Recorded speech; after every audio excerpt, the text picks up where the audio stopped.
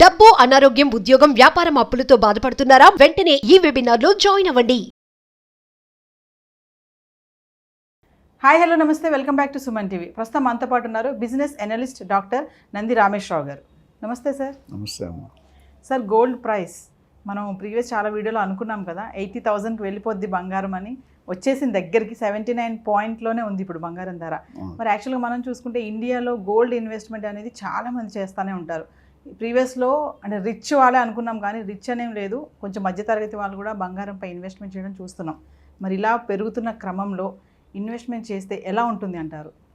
First గోల్డ్కి ఉన్న ప్రాముఖ్యత, వరల్డ్లో ఎక్కడ ఎక్కువ వాడతారు తెలుసా గోల్డ్? ప్రపంచంలో మన ఇండియాలో, సౌత్ ఇండియాలో, ఎస్పెషల్లీ ఇండియాలో సౌత్ ఇండియా, అదే తమిళనాడు కావచ్చు, కర్ణాటక కావచ్చు, ఆంధ్ర తెలంగాణ కావచ్చు, కేరళ కొద్దిగా హైయెస్ట్ కంట్రిబ్యూషన్ మన ఉంటుంది. ఎందుకంటే మనకి అది ట్రెడిషన్. గోల్డ్ అనేది ఇప్పుడు జనరల్గా నేను చెప్తాను, ఆడవాళ్ళకి 2-3 విషయాలు ఇంట్రెస్ట్ ఉంటాయి. ఫ్లవర్స్ కానీ, బట్టలు కానీ, నగలు కానీ. జనరల్గా వాళ్ళు ఆ 3 ఇస్తే చాలా సంతోషపడతారు. అంటే వాళ్ళకి పంచపర్వణాలు పెట్టినట్టే. వాళ్ళు ఆ ట్రెండ్ అట్లా నడుస్తుంది. కానీ ఇప్పుడు చూస్తే లేటెస్ట్ ట్రెండ్ చూసుకుంటే బాగా డబ్బులు ఉన్న వాళ్ళు 2 గ్రాముల చైన్ వేసుకుంటున్నారు. పెళ్ళిళ్ళకి ఫంక్షన్కి వెళ్ళినప్పుడు మిస్ అవుతారు. సో గోల్డ్ రాను రాను పెరుగుతుంది కానీ తగ్గట్లేదు. పెళ్లిలో ఒక ½ కేజీ గోల్డ్ ఉంటే కానీ పెళ్ళి అవ్వదు. ఒక నార్మల్ ఇప్పుడు అంబానీ అదాని అయితే అది కేజీలు టన్నులు ఉంటుంది. మామూలు మిడిల్ క్లాస్ పీపుల్ తీసుకుంటే గోల్డ్ లేనిది పెళ్లి జరగదు. ఎంగేజ్మెంట్ కానీ, పెళ్లి కానీ, ఏమైనా అలాంటి ఫంక్షన్లు. సో గోల్డ్ నేను చెప్తాను, రియల్ ఎస్టేట్ ఒక మాయాలోకం, గోల్డ్ మార్కెట్ ఒక మాయాలోకం, షేర్ మార్కెట్ ఒక మాయాలోకం, డిజిటల్ మార్కెట్, ఇవన్నీ ఏం జరిగితే ఎవరికేం తెలియదు. ఇప్పుడు డిజిటల్ మార్కెట్ పెడతాం, నెలకి 50,000 అన్నాడు, ఏం చేస్తుంటే కనిపించదు, చేశాను సార్ అంటాడు. ఈ గోల్డ్ మార్కెట్ అనేది, బులియన్ మార్కెట్ అనేది స్పెసిఫిక్గా control by group of people. మొత్తం ఆల్ ఓవర్ ఇండియాలో ఎవ్రీడే మార్నింగ్ 11 o'clock కొత్త ప్రైస్ వస్తుంది. గోల్డ్ షాప్కి వెళ్తే ప్రైస్ చాలామంది ముందు రోజు రేట్ ఫ్రీజ్ చేసుకుంటారు. పెరిగితే ఆ రేటు, లేకపోతే పెరగకపోతే ఈ రేటు. అది ఒక విసురుబాటు ఉంది. కానీ every day I think Sunday ఒకరోజు, సాటర్డే సండే ఉండదు, ఫ్రైడే వరకు ఉంటుంది, మళ్ళీ మండే వస్తుంది. దీని తాలూకు ప్రాముఖ్యత అంటే కొనేవాళ్ళు ఎక్కువ ఉన్నారు. మనం ఇంపోర్ట్ చేసుకుంటున్నాం గోల్డ్. ఆ బిస్కెట్స్ ఇందులో జనరల్గా we talk about 22 carats, 24 carats. ఇప్పుడు 1930 ఆర్ 1935లో మా గ్రాండ్ మదర్ చెప్పారు, నాన్నమ్మ, చిన్నప్పుడు గోల్డ్ కాయిన్ ముద్దలు నెత్తల నాళ్ళు ఉంటాయి, 5 రాళ్ళు ఉంటాయి, ఇట్లా ఆడతారు. ఆ గోల్డ్ ముద్దలతో ఆడేవారంట. అప్పుడు తులం 15 రూపాయలు, 20 రూపాయలు. తులం అంటే 15 గ్రాములు. ఎంత? 15,000 రూపాయలు 1930sలో. సరే, అలా నాకు ఫాలో అవుతుంది. 1993లో 4,500 రూపాయలు అయింది ఒక తులం. 2012లో రఫ్గా 28,000 అయింది. ఇవన్నీ 24 carats. మన కరోనా టైంలో 55, 56, 57 ఉండేది. మనం చూసుకుంటే కొద్ది తగ్గింది కూడా డ్రాప్. కరోనా టైంలో కొద్ది సేల్స్ లాగా తగ్గింది. ఒక 6 నెలల క్రితం వరకు 60 లోపు ఉండేది. ఇప్పుడు 66, 68 అయిపోయింది, 70 దాకా. 24 carat నాకు తెలుసు క్లోజ్ టు 80,000 ఉంది. రానున్న రోజుల్లో డెఫినెట్గా పెరుగుతుంది. ఎందుకంటే షేర్ మార్కెట్లో బాగుంది మార్కెట్, కానీ క్రాష్ అయితే మొత్తానికే పోతారు, నా ఘటుగా. మా కొలీగ్ ఒక ఆయన 10 crores దాకా షేర్ మార్కెట్, అంటే ఒక 5 crores పెట్టింది, 10 crores చేసుకున్నారు. 10 crores వెళ్ళి బాగా హ్యాపీ అయ్యాడు. అంటే వితిన్ 3 to 4 years డబుల్ అయిపోయింది. ఒక 6 నెలల క్రితం బాగా క్రాష్ వచ్చింది. ఆ 10 కోట్లు కాస్త 3 కోట్లకు వచ్చింది. అంటే ఎన్ని కోట్లు పోయింది? 7 కోట్లు పోయింది. Almost like heart attack. ఒక సామాన్యుడు ప్రజలకి, మనుషులకి 7 కోట్లు అనేది నువ్వు నేను లైఫ్ టైం సంపాదిస్తాం లేదు తెలియదు. నీకు తెలియదు, మీ ఆయన ఉన్నాడు. సో నేను అనేది ఏంటంటే దట్స్ ఇంపార్టెన్స్. సో గోల్డ్ ఏంటంటే రిస్క్ లెస్. ఇప్పుడు ఇన్వెస్ట్మెంట్ కంపేర్ చేసిన అడిగే కాబట్టి ఇన్వెస్ట్మెంట్ కంపేర్ చేసిన 3 విషయాలు చేస్తున్నాం మార్కెట్లో ఎక్కువ ఇన్వెస్ట్మెంట్. ఇది 1 share market, 2 gold market, 3 real estate. ఎక్కువ ఇన్వెస్ట్మెంట్. మిగతా మ్యూచువల్ ఫండ్స్, ఎల్ఐసి అవి కొద్దిగా నడుస్తుంటాయి. మేజర్గా వచ్చేసి షేర్ మార్కెట్లో మీరు చూసుకుంటే రిస్క్ ఎంత ఉందో ప్రాఫిట్ ఎంత ఉంది. అయితే షేర్ మార్కెట్లో ఎవరు ఇన్వెస్ట్ చేయాలంటే దాని మీద అవగాహన ఉన్నాడు పెట్టాలి. నేను 1993 ముందు అర్షద్ మెహతా అని పెద్ద స్కామ్, అప్పట్లో 3,000 రూపాయల స్కామ్, 3,000 కోట్లు. ఇప్పుడు 1993 or 4 అప్పుడు బయటకు వచ్చాను. నేను మంచి లాభంతో వచ్చాను. 200 రూపాయలు కొనేది 3,800 అయింది. ఐసిఐసిఐ డిబెంచర్, ఐసిఐసిఐ ఏదో. కానీ బయటకు వచ్చేసాం. ఇప్పుడు మాత్రం మానిటరింగ్ చేయాలంటే పొద్దుట 8 నుండి సాయంత్రం 8 వరకు మీరు కానీ ఫోకస్ చేసి ఎప్పుడు ఏ టైంలో కొన్ని పెరిగితే ఏ టైంలో తగ్గితే మనకు తెలియదు.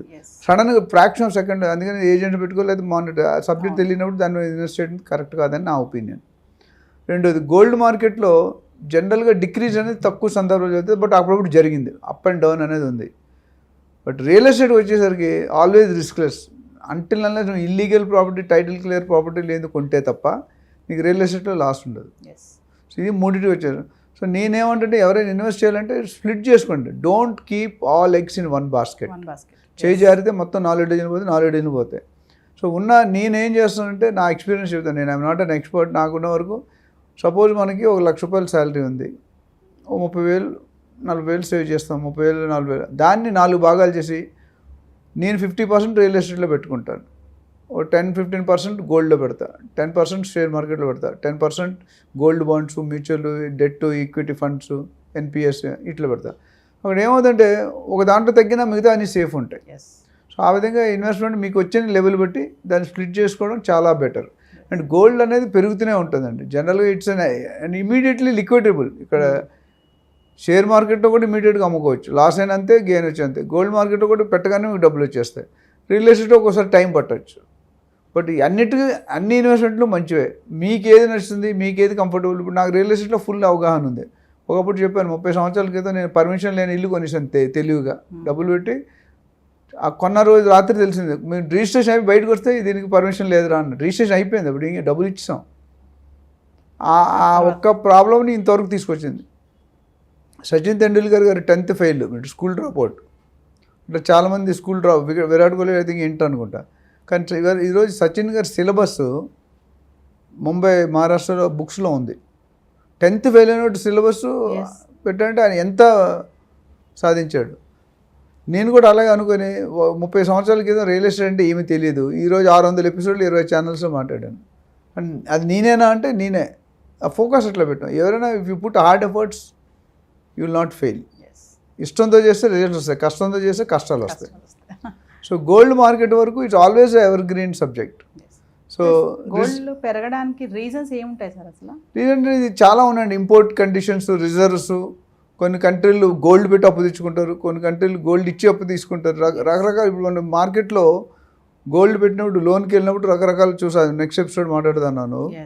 సో ఈ మార్కెట్ ట్రెండ్ అనేది మనం కరెక్ట్గా చెప్పలేం. It all depends upon the reserves, availability and demand supply. ఎక్కడైనా రియల్ ఎస్టేట్ కానీ ఏదైనా డిమాండ్ సప్లై గ్యాప్. ఎక్కడైతే డిమాండ్ ఎక్కువ ఉండి సప్లై తక్కువ ఉందో రేటు పెరుగుతుంది. ఎప్పుడైతే రివర్స్ ఉంది, సప్లై ఎక్కువ ఉండి డిమాండ్ తక్కువ ఉంటే రేట్ తక్కువ స్టేబుల్ అయిపోతుంది. సార్ ఇప్పుడు ఫెస్టివల్ సీజన్ ఇలా పెరగడాన్ని ఎలా చూడొచ్చు అంటారు? ఇప్పుడు దివాళీ వస్తుంది, దసరా ఆల్రెడీ, ఈ టైంలో గోల్డ్ పెరగడం అంటే దీన్ని ఎలా చూడొచ్చు అంటారు? ఇప్పుడు మీరు డాక్టర్ దగ్గరికి వెళ్ళారనుకోండి, ఒక ఏదో XY ప్రాబ్లంతో వెళ్ళారు, వెళ్ళగానే మందులు ఇస్తాడా? ఏం చేస్తాడు? ఫస్ట్ ఇంట్రోగేషన్ చేస్తాడు. హిస్టరీ. ఫుడ్ పాయిజన్ అయింది అనుకోండి, మీ 3 ఫ్రెండ్స్ వెళ్ళారు, 3కి ఫుడ్ పాయిజన్ అయింది. కానీ 3కి ఒకటే మందులు ఇస్తాడా? ఎందుకంటే నీ బాడీ వేరు, మీ ఫ్రెండ్ బాడీ వేరు, ఇంకొక బాడీ వేరు. రెండోది వెళ్ళగానే క్వశ్చన్స్ అడుగుతారు, ఈ 1 వీక్లో ఏం తిన్నావు, ఏం తాగావు, ఎక్కడికి వెళ్ళావు అన్నీ అడుగుతారు. అడిగే మందులు ఇస్తాడా? ఇవ్వడు. టెస్టులు రాస్తాడు. టెస్టులు రాసాక వచ్చిన తర్వాత మందులు ఇచ్చి తగ్గపోతే మళ్ళీ రా అంటాడు. ఇంత ప్రాసెస్. $500 కడతాడు. మరి ఇక్కడ 1000 లక్షలు పెట్టినప్పుడు ఎంత ఉండాలి? సో గోల్డ్ అనేది ఈజ్ ఆల్వేస్ గుడ్ సబ్జెక్ట్. అది ఎలా రెగ్యులేట్ అవుతుంది బయటికి రానిరు. బట్ డెఫినెట్గా ఇప్పుడు మీకు తెలుసు, అది ఇండియాలో బడ్జెట్ తయారైతే ఫస్ట్ ఇండస్ట్రీల దగ్గరికి వెళ్తుంది. ఎమ్మెల్యేల దగ్గరికి వెళ్దు, ఎమ్మెల్సీల దగ్గరికి వెళ్దు. సెంట్రల్ బడ్జెట్ రెడీ అవగానే భారతదేశాన్ని ఇప్పుడు ఈరోజు కంట్రోల్ చేసేవారంటే అదానీ, అంబానీ అంటారు. A2 వాళ్ళకున్నంత ఆస్తిని నాకు తెలిసి వేరే వాళ్ళకి తక్కువే, నాకు తెలిసినంత వరకు. ఉండొచ్చు కానీ మనకి అఫీషియల్గా అయితే వీళ్ళిద్దరు అదానీ, అంబానీ మొత్తం దేశాన్ని కొనేవాళ్ళు వీళ్ళిద్దరే. నార్త్ ఒకటి, సౌత్ ఒకటి పంచుకున్నట్టున్నారు. సో వాళ్ళకి ఆ కంట్రోలింగ్ యూనిట్ 10-15 మంది బాడీ ఉంటుంది, కమిటీ. ఆ కమిటీ డిసైడ్ చేస్తుంది పెరగాల, అది పెంచగలరు, రెండు వాళ్ళ చేతుల్లోనే ఉంటాయి. ఇప్పుడు అత్తారింటికి దారి పవన్ కళ్యాణ్ డైలాగ్ ఉంటుంది, సార్కి ఎక్కడ తగ్గాలో ఎక్కడ నెగ్గాలో తెలిసిన MS నారాయణ గారు అంటారు. అట్లనే వీళ్ళకి ఏ టైంలో ఆ డిమాండ్ సృష్టిస్తారు. ఇది it's purely organise show. Real estate కూడా అంతే, ప్రతి షేర్ మార్కెట్ కూడా అంతే. ఏ కంపెనీని ఎత్తాలి, ఏ కంపెనీ దించాలి, లావాదేవీలు, ప్రాఫిట్స్, డెట్, ఈక్విటీ అన్నీ చూసుకుంటారు. Primary market, secondary market. So gold అనేది కంపారిటివ్ మిడిల్లో ఉంది, అటు షేర్ మార్కెట్కి రియల్ ఎస్టేట్కి మధ్యలో ఉందని చెప్తాను. It's not too much loss అనేది చాలా తక్కువ. బట్ అప్పుడప్పుడు వచ్చే అవకాశం ఉంటుంది. కరోనాలో డ్రాప్ అయింది, ఒక 5,000-10,000, మళ్ళీ పికప్ అయింది. కాకపోతే రేంజ్ టోటల్ ఓవరాల్ రిటర్న్స్ చూసుకుంటే కనుక డెఫినెట్గా రియల్ ఎస్టేట్లో ఎక్కువ ఉంటాయి. ఎస్ సపోజ్ 10 సంవత్సరాల కింద రియల్ ఎస్టేట్ కేసీఆర్ గారు వచ్చినప్పుడు ఇప్పుడు మన షాద్ నగర్ కానీ కొన్ని area Bengaluru away last time మాట్లాడుకున్నాం. అక్కడ ఏముంటుంది షాద్ నగర్లో దానికంటే బెస్ట్ మోకిలాలో 5,000 రూపాయలు ఉండేది ఎప్పుడు ఒక 15 సంవత్సరాల క్రితం. ఈరోజు ఎంత ఉంది? 70,000 80,000 ఉంది గజం. 5,000 ఎక్కడ 70,000. గోల్డ్ అంత పెరగలేదు. నేను 2012 చెప్పాను, నీకు 2000 ఇప్పుడు చెప్పాము మనం. ఎస్ అట్లా 1990. సో గ్రోత్ అనేది నెంబర్ ఆఫ్ ఎన్ని రెట్లు పెరిగిందంటే డెఫినెట్గా real estate is doing well. ఎక్కడ అందరూ రాజశేఖర రెడ్డి గారి టైంలో, చంద్రబాబు నాయుడు గారి టైంలో, కిరణ్ కుమార్ అందరూ కూడా రియల్ ఎస్టేట్ పుష్ చేశారు. గోల్డ్ స్టేబుల్గా ఉంది, పెద్దగా పెరగట్లేదు, పెద్ద ఓవరాల్ స్టడీ గ్రోత్. సో మీరు మ్యూచువల్ ఫండ్స్లో పెట్టుకున్నారు అనుకోండి 8 to 10%. ఎస్ ఎస్ఐపి ప్లాన్ అవన్నీ రకరకాల ప్లాన్. మ్యూచువల్ ఫండ్స్లో డెట్ ఉంది, ఈక్విటీ ఉంది, అట్లనే ఎన్పిఎస్ ఉంది. అదేవిధంగా మీరు గోల్డ్లో పెట్టుకుంటే ఇంకొద్ది ఎక్కువ ఉంది. రియల్ ఎస్టేట్ మాత్రం డెఫినెట్గా 4 yearsలో పెడితే డబుల్ అయిపోతుంది. 4 to 5 years మీరు ఎక్కడ పెట్టుకున్నా గోల్డ్లో డబుల్ అవుతుంది. ఇప్పుడు సపోజ్ ఇప్పుడు ఈరోజు 80,000 ఉంది రఫ్గా 24 క్యారెట్. ఆఫ్టర్ 5 years 1,60,000 అవుతుందా? అవ్వదు.